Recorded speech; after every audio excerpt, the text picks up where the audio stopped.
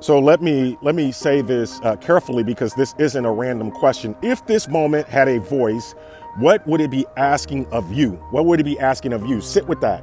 That question is one that I've wrestled with through the years. It's one that I've prayed with through the years. It's one that stays with me each and every day, because Scripture reminds us that there is a time for every purpose. There is a time for every purpose under heaven, and wisdom isn't found in ignoring the moment.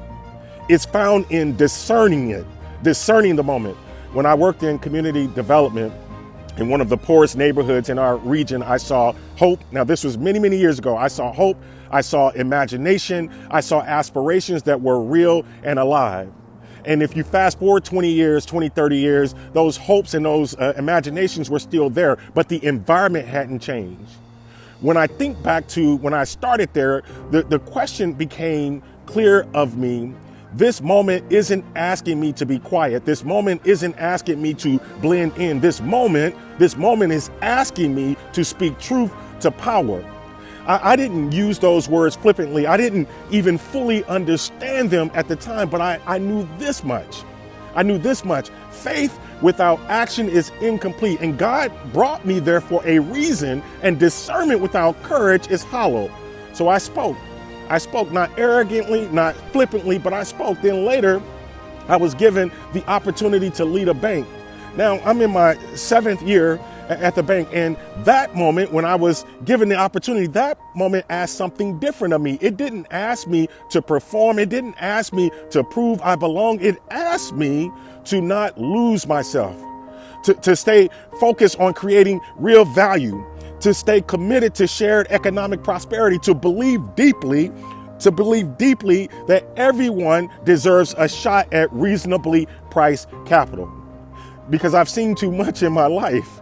I not just foster care, I've seen the financial crisis of 2008 wipe out generations of wealth. I've seen the killing of unarmed teenager that rocked my city and exposed deep wounds. I've lived through a pandemic, a inverted yield curve, economic uncertainty. I've had moments in my career where I've had to decide, do I leave or do I stay? Do I coast or do I grow? Do I protect comfort or pursue calling?